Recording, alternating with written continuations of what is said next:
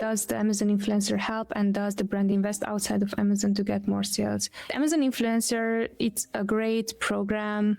I would say try it. I would also say that there's a lot of people talking about how amazing this is and so on. If you don't have a clear system for it, and this is again in hindsight because I tried out also Amazon influencer and helped the brands that we are managing with Amazon influencer. And then if you don't already have a clear system for it, it's going to take a lot of time. It is that back and forth. The time that you don't realize that you're going to invest, you're paying the influencer to create content for you, but all the back and forth. Influencers are not very well organized, or the ones that are very well organized are charging more. What I'm seeing so far is brands want to get, here is your product, create a video, and then it's a lot of back and forth. How should the video be, and so on. So I think if the systems are figured out for Amazon influencer, it could be a really good way for you to add additional sales. But if it's a newer influencer, honestly, I'm at the stage that I would not invest in this.